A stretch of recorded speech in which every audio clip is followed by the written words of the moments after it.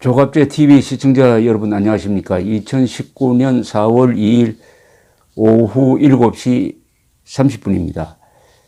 황교안 전 국무총리 대통령 권한 대행이 자유한국당 대표가 된 지 이제 한 달 조금 지났습니다. 그 사이에 많은 일들이 있었는데 자유한국당의 간판이 이제 결정이 되고 또 원내대표인 나경원 의원이 아주 유명한 연설을 하면서부터 이 황교안 나경원 콤비 플레이가 본격적으로 작동을 하니까 정치권이 상당히 활기를 띠게 되었습니다. 그 사이에 또 7명의 장관 후보자에 대한 치열한 검증이 있었고 두 사람이 낙마를 했습니다. 그리고 내일 고성 그리고 창원 지역에서 보궐선거가 있습니다. 이게 황교안 체제의 1차 시험대가 되겠습니다. 그러나 내일 결과에 관계없이 이제 문재인 정권의 역주행에 견제를 할 수 있는 상당히 강력한 교도보가 하나 생겼다는 느낌은 받게 됩니다. 무엇보다도 이 여론조사 동향인데 대체로 2월 28일 하노이 회담 이후에 문재인 대통령의 국정평가가 낮아지고 있고 자유한국당이 소폭 상승하고 있는 가운데서 리얼미터라는 이 여론조사 기관이 오마이뉴스의 의뢰를 받아서 정기적으로 실시하고 있는 차기 대선 주자 선호도 조사에서도 황교안 대표가 상당한 차이로 1위를 했다는 뉴스가 오늘 나왔습니다. 2,500여 명을 상대로 한 조사인데 오차 범위는 플러스 마이너스 2%입니다. 이 조사를 보면은 우선 이 조사는 전체 응답을 받고 그 다음에 범여권과 무당청의 또 지지도 조사를 별도로 하고 그 다음에 보수 야권과 무당청 지지도 조사를 별도로 해서 이렇게 진영별로 어떻게 선호도가 나오는지까지를 조사한 내용입니다. 이 황교안 대표가 전체 1등입니다. 응답자 전체에서 황교안 차기 대선 후보 지지가 21.2%입니다. 2등이 이낙연 씨입니다. 현재 총리죠. 14.9%입니다. 3등이 유시민 전 의원이죠. 12%입니다. 이재명 현 경기도지사 재판 중인데도 7.1% 4등입니다. 김경수 감옥에 가 있는 김경수 씨가 5.9%입니다.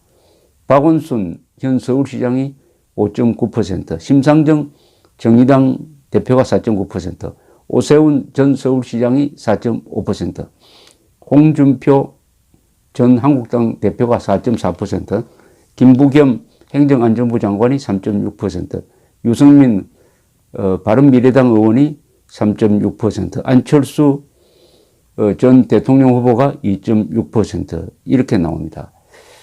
이 황교안 이낙연 차이가 그러니까 한 6.3% 되는데 상당한 차이로 황교안 전 총리가 1위를 달리고 있다. 이것은 지난 한 몇 개월 동안 쭉 지속되는 것인데 이게 올라가고 있습니다. 지지율이 전번 조사에서는 17.9%였으니까 이번에 당대표가 된 이후에 상당히 올라가서 격차가 좀 2위와의 격차가 벌어졌다는 게 특징이군요. 또 2위는 원래는 유시민 씨였는데 이번에는 이낙연 씨로 바뀌었습니다. 이 어떻게 보면 황교안, 이낙연 구도입니다. 전 국무총리 두 사람의 대결 구도가 되어 있습니다. 그 다음에 이걸 다시 나눠가지고 여권과 무당청 그룹에서는 누가 1등인지 한번 조사를 해봤는데 여기서는 이낙연 후보가 22.1%, 유시민 17.2%, 이재명 9.3%, 박원순 7.3%, 심상정 6.3%, 김경수 6.2%, 황교안 4.8%, 김부겸 3.5%, 오세훈 3.2%, 홍준표 3.2%, 유승민 2.8%, 안철수 2.5% 이렇게 되어 있습니다. 여기서도 이낙연, 유시민, 그러니까 여권에서는 이낙연, 유시민 구도입니다. 그 다음에 보수 야권, 무당청 그룹에서는 1위가 압도적으로 황교안입니다. 38.5%, 그 다음에 오세훈 6.1%, 홍준표 5.3%, 유승민 5.1%, 김경수 4.6%, 유시민 4.5%, 이낙연 4.4%, 김부겸 4.2%, 이재명 4.1%, 안철수 3.7%, 박원순 3.4%, 심상정 3% 이렇게 되어 있습니다. 기본적으로는 황교안, 이낙연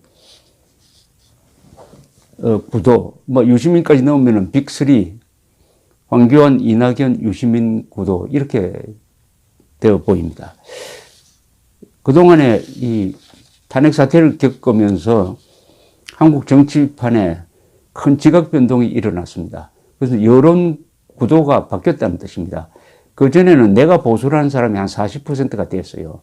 그런데 지금은 내가 보수라고 당당하게 나오는 사람이 25%까지 줄어들었습니다.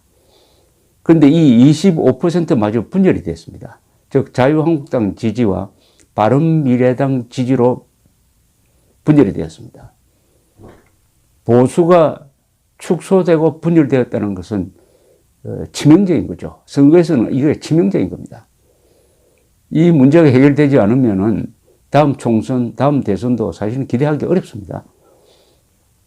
그러니까 보수 분열을 우선 통합을 한 다음에 중도와 손을 잡는 이런 순서가 되어야 합니다. 그 주장을 줄기차게 하는 사람이 오세훈 전 서울시장이었습니다. 그러니까 이제 우파가 자유민주 세력이죠. 우파가 정권을 다시 가져오기 위해서는 첫째는 우파의 대동단결이 이루어지고 그 다음에 그것을 기반으로 해가지고 중도와 연합해야 합니다. 보수, 중도, 연합. 통합은 안 되죠. 연합, 연대, 보수, 중도, 연대가 이루어져야 됩니다. 두 단계로 가야 합니다. 그런 문제의식은 오세훈, 황교안 두 분 다 가지고 있는데 오세훈 후보가 전번 자유한국당 전당대회에서 줄기차게 주장했던 것이 바로 그것이었습니다.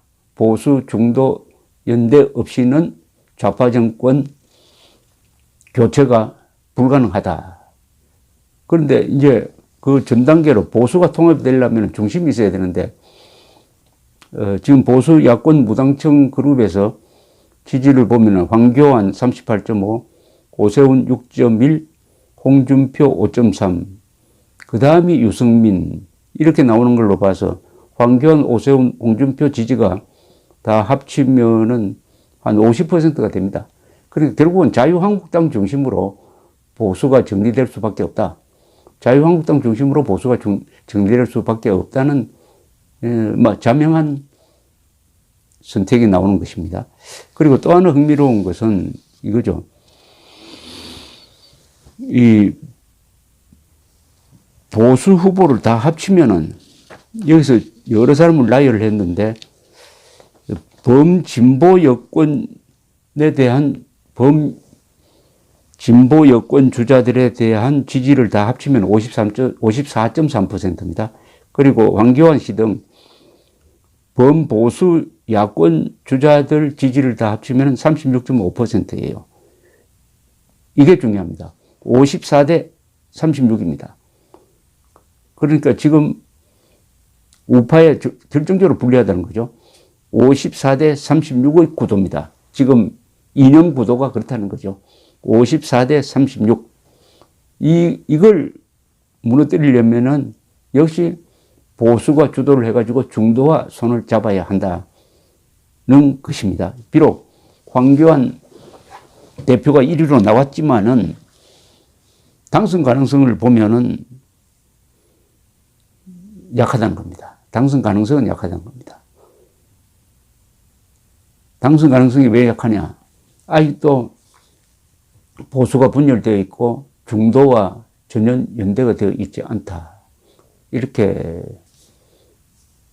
보여집니다. 그러나 이제 총선을 1년 앞두고 있습니다. 그리고 대선은 3년 앞두고 있습니다. 시간은 충분합니다. 그러니까 올해가 결국은 총선 준비의 해가 되겠는데 내일 선거 결과가 그런 점에서 매우 주목됩니다. 감사합니다.